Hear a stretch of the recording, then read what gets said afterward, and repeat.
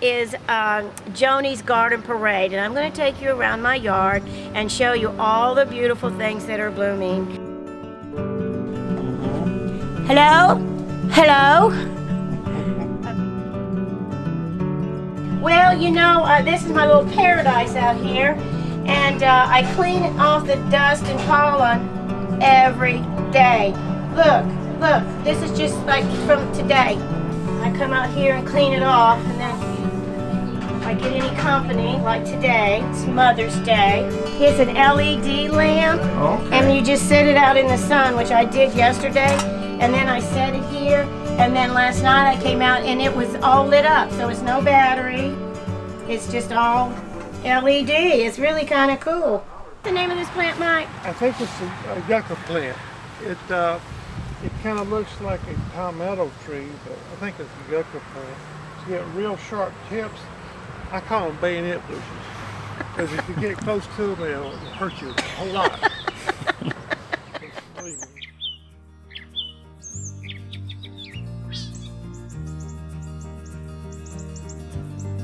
I tried my best to get things from her yard because she just loved anything that bloomed. She could just put her thumb in the ground and put a seed in it and it growed. And she grew beautiful things in her yard. So I tried to learn stuff from her, and I tried to get as much, a little seedling or whatever I could from her house.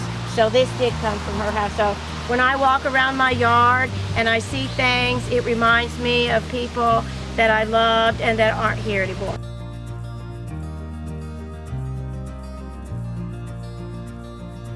But I've got some lettuce left over from our Mother's Day lunch, and I'm going to feed the little bunnies out here. We get 2 or 3 little bunnies that come, and I've already fed the birds.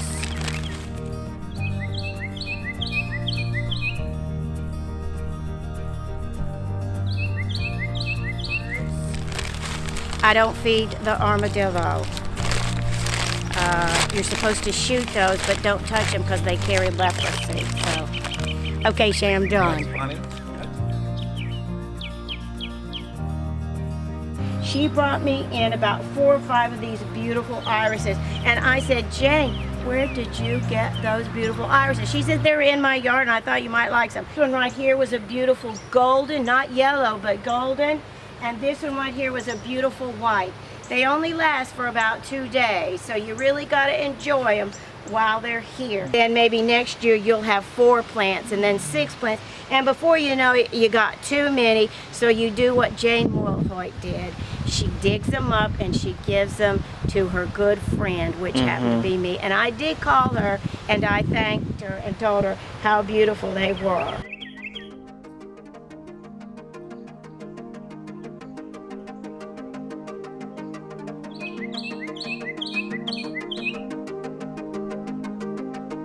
This is my little rose garden here. 3 rose bushes for Valentine's Day one year. Those are the most beautiful purple violets that will be blooming pretty soon. And Aunt Louise gave me about 4 of these plants many years ago. And as you can see, they self-propagate themselves too.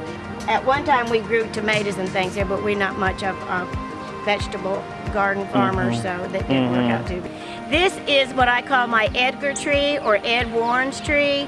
This came from his yard. It also blooms a beautiful pink, red-like bloom.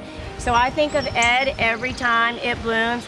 Ed was he was something else. He could tell stories like nobody's business, and nothing was better fun than sitting and listening to Ed tell Grady stories. This right here is my butterfly bush, beautiful purple blooms, and butterflies come here all the time.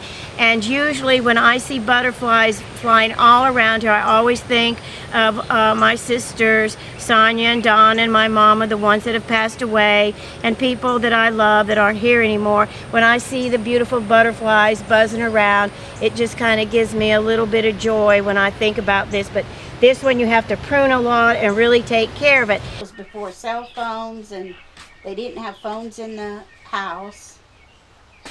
What was the name of the hurricane we lived through down there? Do you remember? Andrew. So we had to be evacuated, and we had to go into what city? Apalachicola to a Methodist church. Yeah, we did. Red Cross was setting up there. One old man. One old man, we helped him carrying beds and things. And Geraldine took over and she said, you can do this. You go in the kitchen, make sandwiches. You can She start did. doing that. And She did. She she did. just took charge. She did.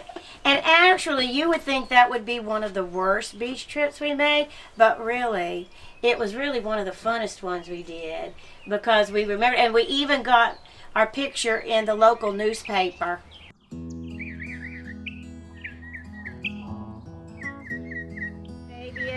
Mama has a beautiful tulip tree in her yard at one time. Every time I look at it and it's blooming, I do think of my mama. She was I think she had the same kind of love for plants and flowers that Aunt Louise did, and my grandmother did too. One of the things I remember about my grandmother was her rose bushes, and she planted a lot of things in her yard. She even planted strawberries and tomatoes, and she would let me go out there in the garden and eat whatever I wanted to. And we didn't wash nothing off anywhere in those days. We just sat there in the dirt and we ate them, and they were good too.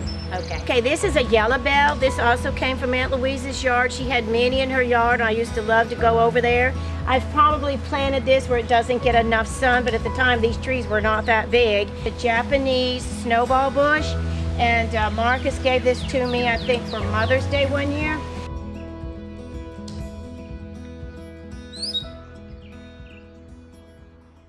Okay, we've seen birds, of course, seen squirrels, seen several deer, 3 or 4 at a time.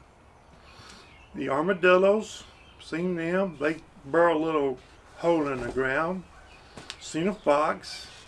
When they planted these trees, it started raining that day, but they did it in the rain and mud anyway. But I could touch the top of these trees. Can you believe that? When the little kids come over, like Cooper or Kaylin and Brooks, they like to run in and out of the trees like they're hiding or they're in a fort or something. But they think it's really a big deal, and I think it's a big deal too.